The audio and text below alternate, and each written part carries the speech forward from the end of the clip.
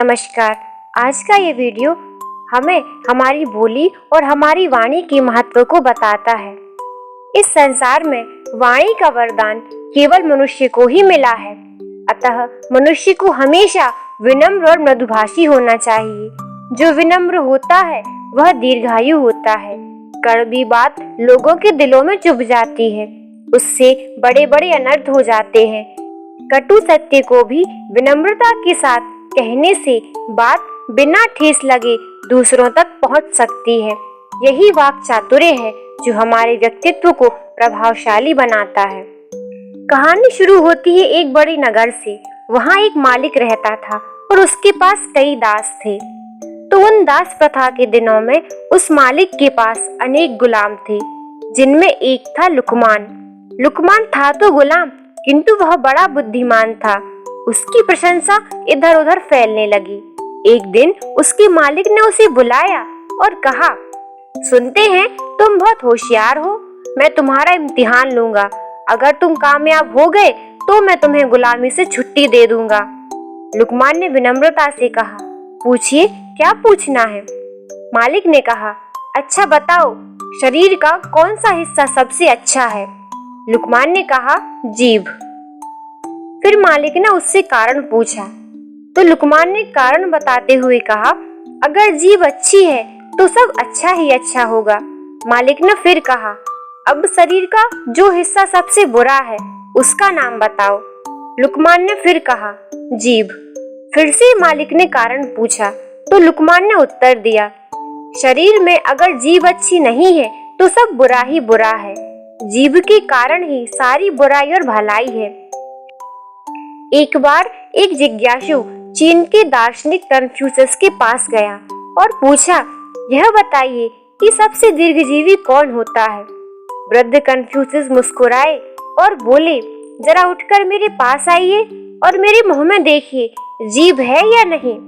Confucius ने अपना मुंह खोल दिया। उस सज्जन ने झुककर मुंह के अंदर देखा और बोले, जी हाँ, जीभ तो है। कन्फ्यूशस ने फिर कहा, अच्छा अब देखिए कि दांत है या नहीं।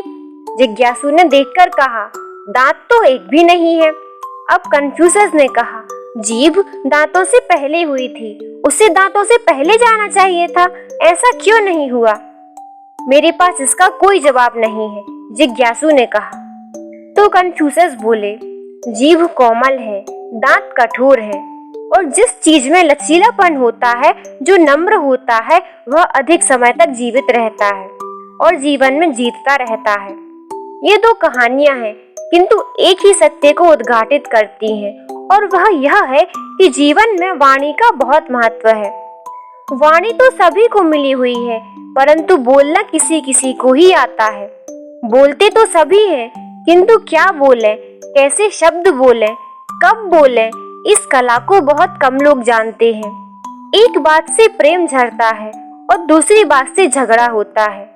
कड़वी बात ने संसार में जाने कितने झगड़े पैदा किए हैं। जीभ ने ही दुनिया में बहुत बड़े बड़े कहर ढाए हैं। जीभ होती तो 3 इंच की ही है, पर वह पूरे 6 फुट के आदमी को मार सकती है। कहा गया है, बातन हाथी पाइए, बातन हाथी पांव।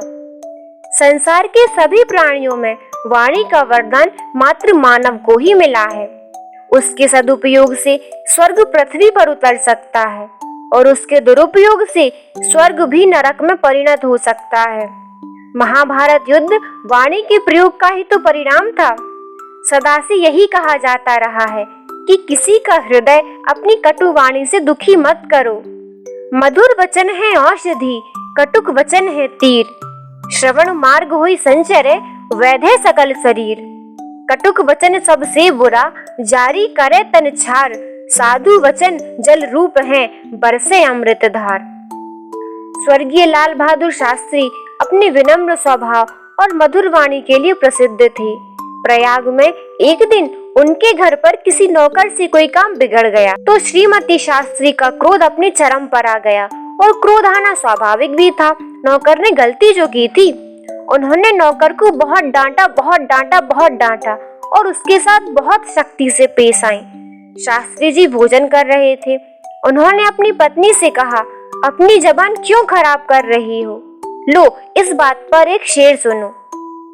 कुदरत को ना पसंद है सख्ती जवान में, इसलिए तो दी नहीं हड्डी जवान में।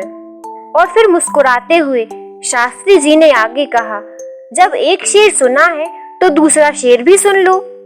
जो बात कहो साफ हो सुथरी हो भली हो, कड़वी ना हो खट्टी ना हो मिश्री की डली हो।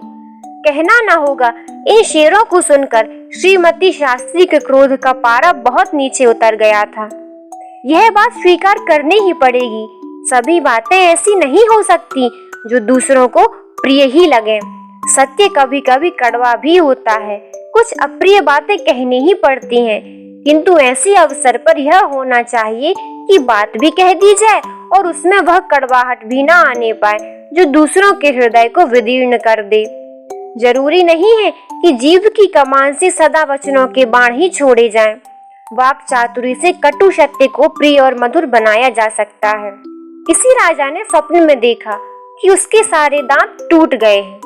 ज्योतिषियों को बुलाया गया तो ज्योतिषियों से फल पूछा गया कि हे ज्योतिषी, हे महाराज, मैंने स्वप्न में देखा है कि मेरे सारे दांत टूट गए हैं, कृपया करके मुझे बताइए कि इसका अर्थ क्या है।